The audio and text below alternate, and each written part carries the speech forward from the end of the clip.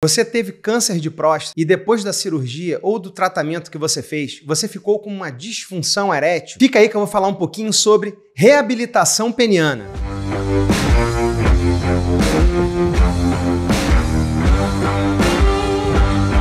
Eu sou o Dr. Alexandre Miranda, médico, andrologista, urologista, e hoje nós vamos falar um pouco sobre reabilitação peniana após o tratamento para o câncer de próstata. Não se esqueça de dar o seu like, de se inscrever no canal e de compartilhar esse vídeo com quem você conhece. Vou falar um pouquinho sobre a definição do que é a disfunção erétil.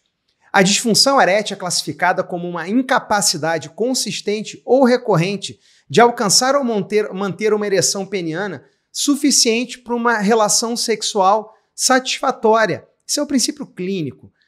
Hoje em dia tem uma outra definição que é a incapacidade persistente de ter e manter uma ereção suficiente que permita uma performance sexual satisfatória.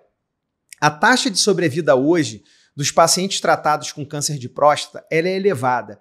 Em 5 anos, mais de 95% desses pacientes vão sobreviver. Porém, quando a gente olha a função erétil, 50% a 80% desses pacientes que foram tratados por câncer de próstata acabaram desenvolvendo disfunção erétil, independente do método. Independente se você fez uma cirurgia com robô, sem robô, a taxa vai ser mais ou menos essa. E a gente sabe muito bem que a disfunção erétil ela causa um impacto muito grande na vida do homem. O impacto na qualidade de vida causada pela disfunção erétil é igual ao impacto da qualidade de vida observado em algumas condições médicas, como hipertensão, diabetes, infarto agudo do miocárdio e insuficiência cardíaca. Tamanho é o impacto da disfunção erétil na vida do homem. A exposição à disfunção erétil aumenta o risco de depressão em 192%. E a incidência de depressão é quase 3 vezes maior em homens com disfunção erétil, quando eu comparo com homens sem disfunção erétil. Quando a gente olha o impacto da disfunção erétil no trabalho desse homem, o paciente com disfunção erétil ele falta mais o trabalho. Quando eles analisaram um grupo que tinha disfunção erétil, essa falta ao trabalho era de 7,1%, frente a um grupo que não tinha disfunção erétil, que essa falta ao trabalho era de 3,2%. Uma coisa que a gente chama de prejuízo enquanto presente, no paciente com disfunção erétil era de 22,5% contra 10,1% em quem não tinha disfunção erétil. O prejuízo geral na produtividade do trabalho era de 24,8% no paciente com disfunção erétil, frente a 11,2% em quem não tinha. E quando a gente olha, há também um impacto direto na parceira. As parceiras dos homens que tiveram disfunção erétil, quando eu comparo com mulheres em que os homens não tiveram disfunção erétil, em geral essas mulheres têm uma disfunção geral sexual, que na mulher cujo homem tem a disfunção erétil vai para 71,8%, comparado com 38,1% na mulher cujo parceiro não tem disfunção erétil. Essas mulheres vão ter mais dificuldade de desejo. 61,5% das mulheres que o homem tem disfunção erétil vão ter dificuldade no desejo, frente a 41,8% das mulheres em que o homem não tem. Elas também vão ter mais dificuldade em excitação. 36,7% das mulheres com homem com disfunção erétil vão ter essa dificuldade, frente a 13,1%. Vão apresentar também mais dificuldade para ter orgasmo. 17,4% das mulheres que o homem tem disfunção erétil vão ter dificuldade para o orgasmo, frente a 6,9% da que o homem não tem. E também essas mulheres têm mais dor à relação sexual. Isso pode chegar a 17,4% contra 7,7% da mulher cujo homem não tem disfunção erétil. Então, a disfunção erétil após a cirurgia do câncer de próstata pode gerar muita frustração, ansiedade, depressão, tanto no paciente quanto na parceira, podendo culminar até em divórcio. Envolver a parceira, então, nesse processo de reabilitação peniana, isso faz com que a gente consiga aumentar a aderência do paciente no tratamento, a gente consegue melhorar a função sexual e o relacionamento do casal. O interesse da parceira ou do parceiro, do cujo homem tem a disfunção erétil, então é muito importante para a recuperação desse paciente. As razões para os homens não procurarem ajuda para essa disfunção erétil, não falar sobre ela para o médico, é porque ele fica constrangido. Há uma falta também um pouco de treinamento do médico que trata mais dessa parte, que não é um andrologista, de tocar nesses assuntos que são um pouco mais delicados. Há um constrangimento do paciente e do médico. O paciente acha também que é inapropriado falar sobre isso com a equipe oncológica dele, com a equipe que está tratando o câncer dele. Então, há uma necessidade também desse paciente de preservar a própria masculinidade. Tá? Esses dados mostram o que para a gente? Que os médicos, então, envolvidos no tratamento com os homens com câncer de próstata, eles precisam melhorar, eles precisam ser mais proativos, né, na busca dessa disfunção e no tratamento, na ajuda para esse paciente. A reabilitação peniana, então, ela se inicia lá em 1997, depois do lançamento do Viagra, em 1990, né? E só em 97 que isso começou a ser mais utilizado para recuperação. E essa reabilitação era muito focada na parte mecânica, né? Na rigidez do pênis, né? Era focado mais nesse problema da baixa aderência, etc. Só que o problema da utilização dessas medicações é que muitos pacientes acabavam abandonando essas terapias proeréteis, né? Com uma crença de que ele não precisa porque ele é machão, né? Tinha um pouco também de depressão, de culpa, uma perda na confiança, ansiedade, raiva, falta de naturalidade, espontaneidade, né? Eram as queixas tanto do paciente, né, quanto das parceiras, né? E aí, por conta de tudo isso, nós tivemos uma mudança, né? Nós passamos a ter uma nova abordagem mais holística, mais preocupada, não só com a ereção, com a parte mecânica, mas também no restabelecimento da função sexual global, que não é apenas a função de um pênis ereto, é toda a sexualidade que é envolvida. E isso hoje nós iniciamos com uma avaliação feita por um andrologista, um urologista, antes até do paciente ser submetido a uma cirurgia, né, para câncer de próstata ou uma radioterapia. Há a necessidade de se estabelecer uma relação entre o médico e o paciente. O médico precisa entender as necessidades desse paciente, as práticas sexuais dele. Caso a parceira ou parceiro, né, ele tenha um parceiro ou uma parceira, você tem que chamar esse parceiro, essa parceira, para uma consulta, você tem que envolver a parceira, então, nesse processo de reabilitação. A gente tem que alinhar as expectativas, documentar a função erétil desse paciente. A gente tem alguns questionários, algumas coisas que a gente vai fazer antes dele ser submetido a uma cirurgia. Uma coisa também importante é documentar e entender o orgasmo, a qualidade do orgasmo desse paciente, a intensidade, e aproveitar para diferenciar o orgasmo da ejaculação. Então, o orgasmo é você ter a sensação do gozo, do prazer. A ejaculação é a emissão, a eliminação do ejaculado. Então, há uma diferença. Você pode ter o orgasmo sem ter o ejaculado, sem ter uma ejaculação. Então, é importante essa diferenciação. Tá? Então, essa saída do fluido, ela provavelmente vai ser perdida após o tratamento do câncer de próstata. Tanto após a cirurgia quanto após a radioterapia. Tem muita gente que acha que depois da radioterapia não vai acontecer isso, mas isso também acontece. A sensibilidade genital, a sensibilidade do pênis, ela vai permanecer inalterada. Lembrar também que a fertilidade do paciente vai ser perdida. Nós vamos tirar os órgãos reprodutivos, que é a próstata, vesículas seminais.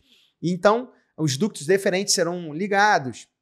Então, o paciente tem que saber, tem que ser informado de que a fertilidade será perdida. Lembrar também que muitas vezes há necessidade, depois do tratamento, de se fazer um bloqueio hormonal, quer dizer, zerar a testosterona desse paciente, o que vai provocar também uma redução da libido, do orgasmo, da ejaculação. Tudo isso vai estar envolvido. Então, é necessário avaliar esse paciente antes que ele seja submetido à cirurgia. O casal tem que ser avaliado em conjunto também. Eu sempre gosto de iniciar uma psicoterapia para esse casal. Tem que ter uma adaptação sexual e para que isso seja bem sucedido, é necessário que tanto o paciente quanto a parceira entendam quais serão essas mudanças e aceitem essas mudanças como um desafio otimista, em vez de uma derrota à masculinidade ou uma destruição da relação sexual. Tá? O casal ele deve ser orientado e auxiliado para manter a relação sexual de forma, muitas vezes, não penetrativa. Sexo não é só penetração. Então, essa intimidade do casal ela tem que ser estimulada, ela tem que ser ensinada. Os casais que se envolvem em atividades sexuais regulares, logo após o tratamento, né, de forma contínua, resultam em maiores chances desse homem recuperar a função erétil dele. os pacientes e parceiras, né, ou parceiros dispostos a expandir o seu repertório sexual, por exemplo, né, usando dispositivos, brinquedos, lubrificantes, eles vão ter mais sucesso em responder às mudanças funcionando e recuperando a função sexual. Então, a abordagem no tratamento pró-erétil, quando a gente faz hoje, o que a gente pensa? Primeira coisa, a gente tem que entender o desejo do casal ou desse paciente, tá? Não existe uma fórmula única nesse tratamento. Pacientes e casais interessados em retornar de forma precoce ou manter o sexo penetrativo, né? Eles devem ser tratados já de cara de uma forma mais invasiva, com uma injeção intracavernosa. Enquanto com outros pacientes, né, e casais que desejam uma menor invasividade, eles podem optar pelo uso da bomba peniana a vácuo, junto com a medicação oral, né, que é o Viagra da vida, Cialis, né? A gente tem alguns fatores preditivos para a gente saber se esse paciente vai recuperar ou não a função erétil após a cirurgia do câncer de próstata, tá? Quais são esses fatores? A idade do paciente, quanto mais jovem esse paciente, maior a chance dessa recuperação. Um PSA mais baixo, que é o antígeno prostático específico, que é o exame de sangue, quanto mais baixo antes do procedimento cirúrgico, maior a chance desse paciente recuperar a função erétil dele. A função erétil basal, quer dizer, quem tem uma ereção boa ou normal antes da cirurgia, isso aumenta a chance que essa ereção continue, tá? E a cirurgia que a gente sempre tenta fazer, que é com preservação do nervo, com a preservação nervosa. Então, a gente acaba fazendo o quê? Esses remédios orais, que é o sildenafil, a tadalafila, que eles devem hoje ser iniciados até 2 semanas antes do processo cirúrgico. Por quê? Porque o paciente precisa saber que aquele remédio funciona, que ele tem eficácia no pênis. E isso faz com que a gente tenha uma redução do abandono do tratamento, do uso dessas medicações. Esse abandono nos pacientes que não usaram antes, que não foram bem instruídos, ela pode chegar a 34,4%. E aí, o mecanismo de ação que essas medicações atuam é uma promoção do aumento do fluxo de sangue arterial para o corpo cavernoso, evitando, então, uma hipóxia, que a gente chama, que é uma falta de oxigênio para o tecido. E isso gera um aumento, então, da preservação da estrutura do corpo cavernoso, que é o que gera a ereção, tá? O que mais que a gente pode fazer nessas abordagens pró-eréteis depois da cirurgia, né? Além da utilização das medicações orais? Nós podemos, nos casos dos pacientes que querem retomar, né, de forma precoce a sexo penetrativo, a gente então faz injeção intracavernosa. Tem um trabalho que foi feito com 30 pacientes utilizando a injeção intracavernosa 3 vezes na semana por 12 semanas. O grupo que fez injeção foi comparado com o grupo que foi apenas observado. O retorno da ereção espontânea foi de 67% no grupo que utilizou a injeção intracavernosa contra 20% com o grupo que não usou. Porém, nós temos outros trabalhos que foram feitos, mas ainda temos baixas evidências científicas de que a injeção intracavernosa recupera o tecido erétil. Parece que sim, mas ainda carece de mais estudos. Na prática, o que eu gosto muito de fazer é 6, 8 semanas depois da cirurgia, esse paciente não está tendo ereção nenhuma, não consegue uma ereção, uma rigidez suficiente para penetração, eu gosto de ofertar a ele a injeção intracavernosa como uma opção. Uma outra coisa que eu acho também muito boa, que eu gosto de fazer nos meus pacientes, é a bomba peniana a vácuo. Aliás, eu tenho uma bomba peniana a vácuo aqui. Vou pegar aqui. Deixa eu ver onde está. A bomba peniana a vácuo nada mais é do que um cilindro que nós temos. Esse cilindro vai tirar o ar aqui de dentro. A gente tem uma bomba, então, que aspira. Então, a gente bota o pênis aqui e aspira. E essa aspiração suga o pênis aqui para dentro, gerando uma ereção. Isso aí você pode fazer, então, essa ereção que distende, leva sangue arterial, melhorando a oxigenação desse pênis, tá? Então, a utilização da bomba peniana a vácuo causa uma melhora significativa na função erétil. Então, o paciente que utilizou a bomba a vácuo tem uma chance maior, um sucesso maior para penetração vaginal, tá? E também ele tem uma chance 5,44 vezes maior de recuperar o comprimento peniano. Então, além de melhorar a vascularização, ajuda na recuperação do comprimento. Há uma outra coisa também a fazer com a bomba a vácuo. Essa bomba a vácuo, ela vem também com um anel de silicone. Esse anel de silicone pode ser colocado na base dessa bomba a vácuo. Vou tentar colocar aqui. Vamos lá, ver se eu tenho sucesso. Tem um insertor, mas eu não estou com ele aqui. Então, eu vou fazer manualmente para vocês verem. Foi. Uma outra forma de utilização da bomba peniana a vácuo é você colocar uma banda elástica aqui na base. Então, você insere o pênis aqui, faz o vácuo, gerando, então, uma ereção nesse pênis, e no final você vai e faz isso aqui, ó. Solta esse anel que vai ficar na base do pênis, mantendo essa ereção. Essa ereção que vai ficar aqui, ela pode ser mantida por meia hora. Muitas vezes, nesses pacientes que estão nessa fase de recuperação, que dura aproximadamente aí, 12, 18 meses, essa fase de recuperação. Por que acontece, né, essa falta de ereção? É importante lembrar que durante o processo cirúrgico, nós passamos colados na próstata, no nervo, porque o nervo está grudado na próstata. Então, nós temos que dissecar para tirar a próstata, e muitas vezes não é que você cortou o nervo. Só de manipular, de dissecar esse nervo, essa manipulação gera uma praxia, quer dizer, esse nervo para de funcionar de forma adequada. Por esse motivo aqui se perde a ereção depois da cirurgia. Então, o que eu estou colocando aqui são formas da gente tentar recuperar essa ereção, quer dizer, enquanto o nervo não volta a funcionar, eu tenho que manter o trofismo, eu tenho que manter esse miolo desse pênis, né, que é o corpo cavernoso, que é a parte erétil, saudável. Então, tudo isso que a gente está fazendo é para evitar o quê? A hipóxia, a falta de oxigênio, a melhorar e manter esse tecido. Então, isso é muito importante. Uma outra coisa que é muito discutida também é a fisioterapia pélvica com biofeedback, tá? Parece sim melhorar a função erétil de forma significativa. Tem estudos, 2 estudos randomizados até que foram feitos, uma melhora que eles mostraram de 5,54 vezes mais chance de recuperação da função erétil quando comparada com quem não fez. Só para lembrar que o uso do sildenafil, né, do Viagra, Cialis, eles aumentam em geral a chance em 3,21 vezes, né, para você ter chance de voltar a ter a ereção.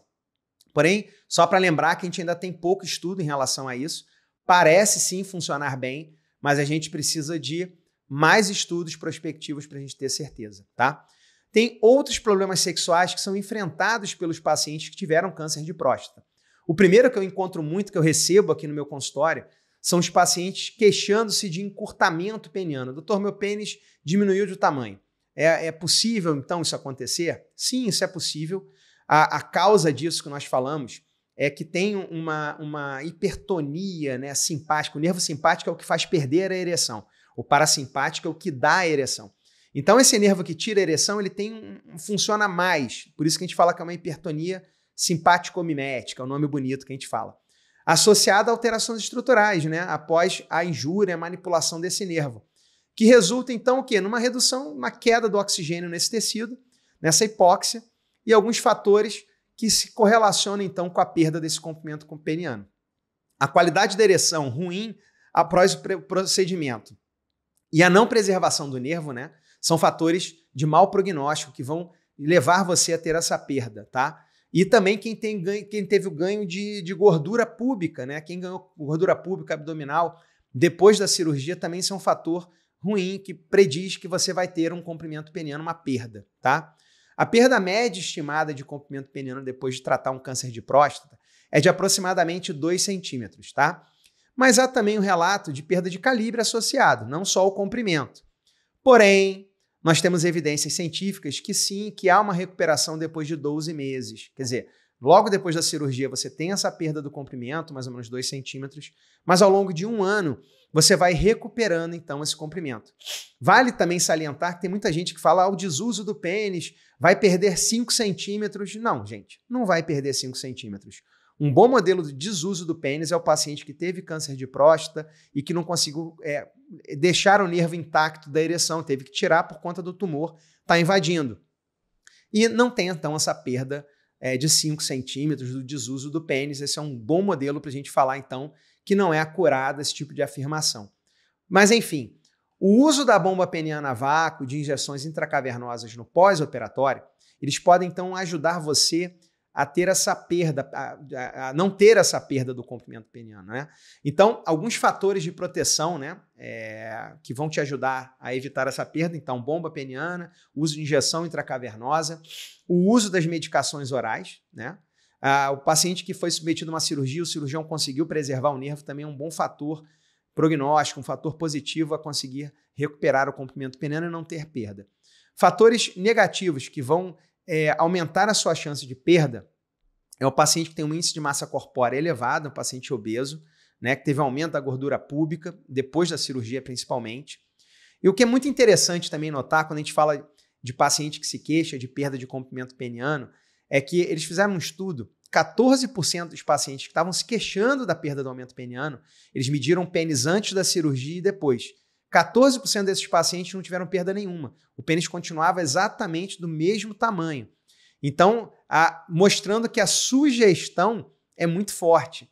É o que a gente chama de efeito nocebo, que é parecido com placebo, que você se sugestiona que aquele remédio vai funcionar e você se sente bem. Esse é o efeito placebo. Mas se eu falar para você que isso aqui é um veneno, você vai se sentir mal, e eu te der um açúcar, e você tomar, eu estou realmente me sentindo mal, estou sentindo tudo isso. Esse é o efeito nocebo. Então, muitos desses pacientes, a gente fala que isso é um efeito nocebo. O que mais que pode acontecer com o paciente que operou o câncer de próstata? Há uma chance maior do que na população dele desenvolver uma curvatura peniana, uma doença de Peyronie. E essa chance fica ali em torno de 11 a 15,9% dos pacientes vão ter o aparecimento da curvatura peniana, que é muito maior do que na população normal, que varia de 3 a 9%. A média do aparecimento dessa curvatura, em geral, é 13,9 meses. Quer dizer, depois de um ano, né? Estranho, mas é isso mesmo. E os fatores de risco que nós vemos são homens jovens e brancos. Então, esse é o maior risco, são os fatores de risco. Há também outras alterações, como as disfunções orgásmicas.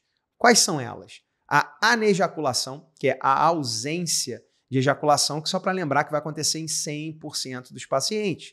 Porque se retirou a vesícula seminal, se retirou a próstata, você não vai ter o ejaculado, tá? Há a disorgasmia. O que é desorgasmia? É dor durante o orgasmo. 3,2% a 18% dos pacientes vão ter dor durante o orgasmo. A frequência a gente viu que diminui com o tempo. Conforme vai passando o tempo, depois do procedimento cirúrgico, 72% dos pacientes vão ter a dor orgásmica, né? Quando a gente olha em 12 meses. Quando a gente chega em 18 meses, esse número vai para 26% dos pacientes que têm essa dor durante o orgasmo e que vai para 7% em 24 meses. Então, se você tem uma dor no orgasmo, lembre-se que isso aí provavelmente vai diminuir com o tempo, tá? A anorgasmia, né, ou sensação alterada da ejaculação, que é a anorgasmia que não chega ao orgasmo ou que tem uma sensação alterada nessa ejaculação, quando a gente olha esses homens, 75%, tá, vão apresentar isso. E o mais comum são em pacientes mais velhos e que possuem incontinências urinárias graves, tá? E quando a cirurgia não conseguiu preservar o nervo para a ereção.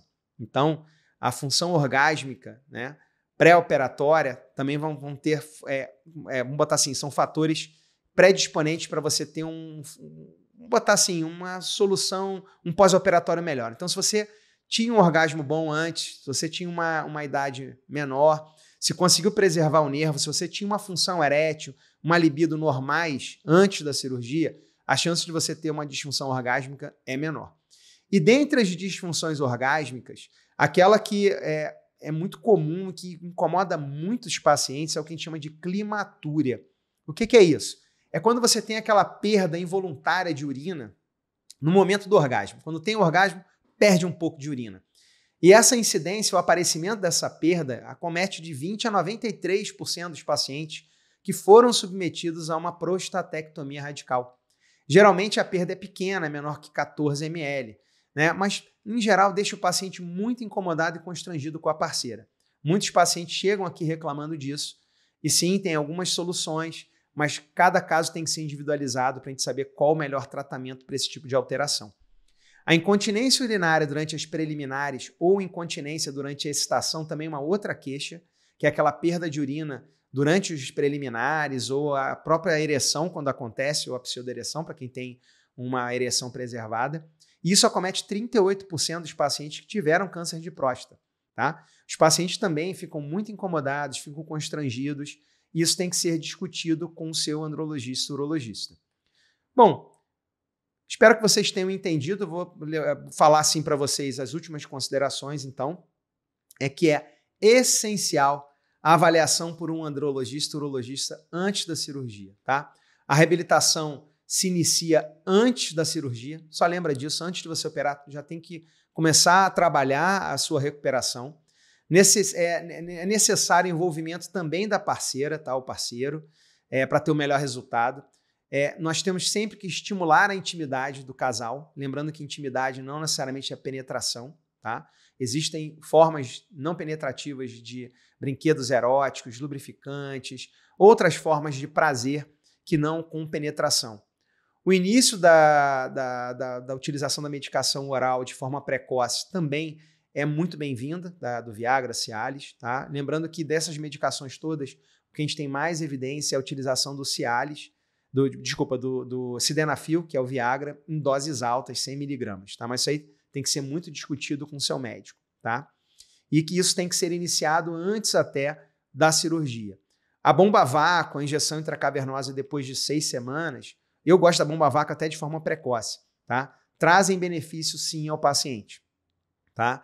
E os pacientes que não conseguem penetrar, eu acho que a utilização precoce de uma injeção intracavernosa ajuda a manter essa possibilidade de penetração e a intimidade do casal, tá? Se o casal deseja algo mais invasivo, tá? A gente tem sempre que verificar as condições orgásmicas, né, ejaculatórias e a continência do paciente. Então, tudo isso é muito importante nesse processo de reabilitação sexual, que não é reabilitação apenas da ereção. Isso é muito importante. Para de pensar apenas na ereção e vamos pensar em toda a sexualidade. Espero que você tenha gostado desse vídeo. Não se esqueça de dar seu like, se inscrever no canal e ativar o sininho e compartilhar esse vídeo.